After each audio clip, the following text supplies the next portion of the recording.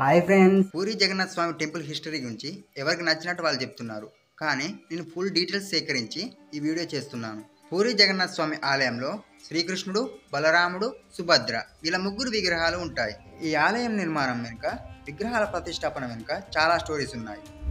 కురుక్షేత్ర యుద్ధం అయిపోయినాక గాంధారి శాపం వలన 36 సంవత్సరాల తర్వాత యాదవ వంశస్థులు ప్రతి ఒక్కరు వాళ్ళని వాళ్ళే చంపుకుంటారు. కేవలం కృష్ణ భగవానుడి రథసారథులు బలరాముడు, కృష్ణుడు వీళ్ళు మాత్రమే బతుకుంటారు. అయితే ఇక్కడ జరిగిన విషయం అంతా అర్జునుడికి చెప్పమని కృష్ణుడు రథసారథులను పంపిస్తాడు. ఇక వారిని పంపిన వెంటనే కృష్ణ భగవానుడు ఒక చెట్టు కిందికి వెళ్ళి నిద్రిస్తుంటాడు. అప్పుడే అక్కడికి జర అనే వేటగాడు వస్తాడు.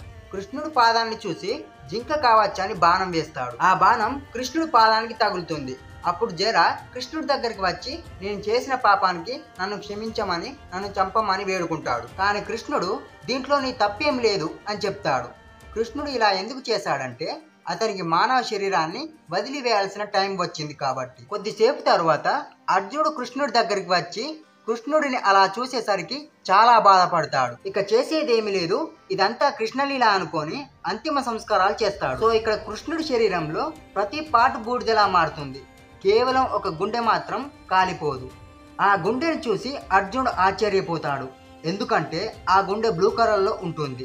అప్పుడే ఆకాశవాణి ఆ గుండెని సముద్రంలో పడవేయు అని చెప్తుంది. ఇప్పుడు అర్జునుడు ఒక వేప చెక్కకు కట్టి దాన్ని సముద్రంలో వదిలేస్తాడు. అది నేరుగా పూరికి చేరుకుంటుంది. కొన్ని సంవత్సరాల తర్వాత అడవిలోని ఓ రహస్యమైన ప్రదేశంలో ఉన్న ఈ జగన్నాథుడిని గిరిజనుల రాజైన విశ్వావసుడు పూజించేవాడట. ఈ విషయం తెలుసుకున్న ఇంద్రద్యుమ్న మహారాజు ఆ రహస్యాన్ని కనిపెట్టడానికి విద్యాపతి అనే బ్రాహ్మణ యువకుల్ని అడవికి పంపుతాడు. సో ఒకరోజు విశ్వావసుడు కూతురైన లలితను విద్యాపతి ప్రేమించి పెళ్లాడతాడు. ఆ జగన్నాథ విగ్రహాన్ని చూపించమని పదే పదే ప్రాధాయపడుతున్న అల్లుడి విన్నపాన్ని కాదనలేక ఇక విశ్వావసుడు అతని కళ్ళకు గంతలు కట్టి గుడి దగ్గరికి తీసుకువెళ్తాడు.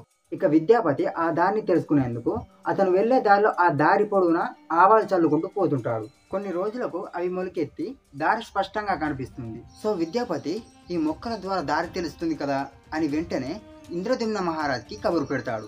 అయితే ఈ ఇంద్రద్యుమ్న రాజు అడవికి చేరుకునేలోగా అక్కడ ఆ విగ్రహాలు మాయమైపోతాయి. దీంతో ఇంద్రద్యుమ్న రాజు నిరాశతో నిరాహార దీక్ష మొదలుపెట్టి అశ్వమేధ యాగం చేస్తాడు. నీలాచలం మీద ఒక ఆలయాన్ని నిర్మించి నరసింహస్వామి విగ్రహాన్ని ప్రతిష్ఠిస్తాడు. ఒకరోజు ఆయన అక్కడే నిద్రిస్తుండగా జగన్నాథ స్వామి కలలో కనిపించి సముద్రంలో చాంకీ నది ముఖద్వారానికి వేప కొయ్యలు కొట్టుకొస్తాయని వాటితో విగ్రహాలు చేయించమని ఆదేశిస్తాడు. కొయ్యలైతే కొట్టుకొచ్చాయి, కానీ విగ్రహ నిర్మాణానికి ఎవరు ముందుకు రాలేదు. ఇప్పుడు ఏం చేయాలి అని రాజు ఆలోచిస్తున్న సమయంలో దేవశిల్పి విశ్వకర్మ వికలాంగుడి రూపంలో వస్తాడు. తనొక్కడే రహస్యంగా ఓ గదిలో విగ్రహాలను రూపకల్పన చేస్తానని, ఆ సమయంలో పచ్చి మంచినీళ్ళు కూడా ముట్టుకోనని, ఆ 21 రోజులు అటువైపు ఎవరు రాకూడదని, తన పనికి ఆటంకం కలిగించకూడదని షరతు విధిస్తాడు. రోజులు గడుస్తున్నా గదిలో నుంచి ఎలాంటి శబ్దాలు రావడం లేదు. దీంతో రాణి గుండీచాదేవి తొందర పెట్టడంతో గడువు పూర్తి కాకుండానే రాజు తలుపులు తెరిపిస్తాడు. లోపల చూస్తే శిల్పి కనిపించడు. చేతులు కాళ్ళు లేని సగం చెక్కిన విగ్రహాలు మాత్రమే దర్శనమిస్తాయి. సో ఇదే రూపంలో విగ్రహాలు ఇప్పటికీ కూడా పూజలు అందుకుంటున్నాయి. అందుకే పూరి ఆలయంలోని విగ్రహాలకు అభయహస్తం, వరదహస్తం కనిపించవు. సో దేశంలో ఎక్కడా లేని విధంగా పూజలు అందుకుంటున్న ఇక్కడ దేవతామూర్తులను 8 నుంచి 12 లేదా 19 సంవత్సరాలకు ఒకసారి మార్చి నూతన దేవతామూర్తులను ప్రతిష్ఠించుతూ ఉంటారు. ఈ పూరి జగన్నాథ స్వామి దేవాలయం మీద ప్రతిరోజు ఒక జెండా ఎగరవేస్తారు. ఇక్కడ ఆశ్చర్యం కలిగించే విషయం ఏంటంటే ఈ జెండా గాలికి వ్యతిరేక దశలో ఎగురుతుంది. అయితే ఈ దేవాలయం పైన ఉన్న జెండాను పూరి జగన్నాథ స్వామి ఆలయంలోని ఒక పూజారి ప్రతిరోజు ఆలయం శిఖరం పైన ఉన్న జెండాను మారుస్తూ ఉంటారు. ఒకవేళ ఒక్కరోజు కూడా ఈ ఆచారాన్ని తప్పినట్లయితే 18 సంవత్సరాలు ఈ గుడిని మూసివేయడం జరుగుతుంది. ఇంకో విషయం ఏంటంటే దేవాలయం పైన ఒక చక్రం ఉంటుంది. ఈ చక్రం చాలా దూరం కనిపిస్తుంది. అయితే ఈ చక్రాన్ని మనం 360 డిగ్రీస్లో ఎటు చూసినా ఆ చక్రం ఒకే విధంగా కనిపిస్తుంది. ఆశ్చర్యం కలిగించే విషయం ఏంటంటే పూరి జగన్నాథ స్వామి ఆలయానికి నీడ ఉండదు. మనం మార్నింగ్ చూసినా, మధ్యాహ్నం చూసినా, ఈవినింగ్ చూసినా నీడ అనేది కనిపించదు. ఈ పూరి జగన్నాథ స్వామి ఆలయం పైన పక్షులు కానీ, హెలికాప్టర్స్ కానీ, ఏరోప్లేన్స్ కానీ ఎగరవు. ఇప్పటి వరకు దీని వెనుకున్న రహస్యాన్ని ఏ సైంటిస్ట్ కూడా కనిపెట్టలేదు. శతాబ్దాలుగా భక్తులు అండ్ రాజులు అందించిన ఆభరణాలే ఈ రత్న భాండాగారం. రత్న భాండారానికి 2 గదులు ఉంటాయి. ఒకటి బీతార్ భాండార్ లోపల గది, 2 బహుర భాండార్ బయట గది.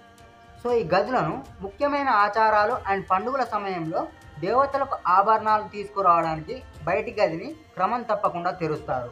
కానీ గత 38 సంవత్సరాలుగా లోపల గది తెరవబడలేదు. ఈ లోపల గదికి 3 తాళాలు ఉంటాయి.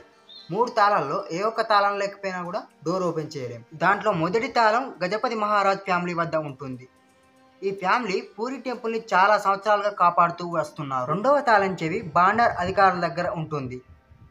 మూడవ తాళం చెవి జిల్లా కలెక్టర్ ఆఫీస్లో భద్రంగా ఉంటుంది. ఈ జగన్నాథ ఆలయ పరిపాలన ముఖ్య నిర్వాహకుడు అరవింద కుమార్ పాడి రత్న భాండాగారం లోపలి గదిని తెరవడానికి వెళ్తే అది తెరుచుకోకపోయేసరికి వాటి తాళాలను పగలగొట్టవలసి వచ్చిందని చెప్పారు. ఇలా 46 సంవత్సరాల తర్వాత రత్న భాండాగారాన్ని తెరిచారు.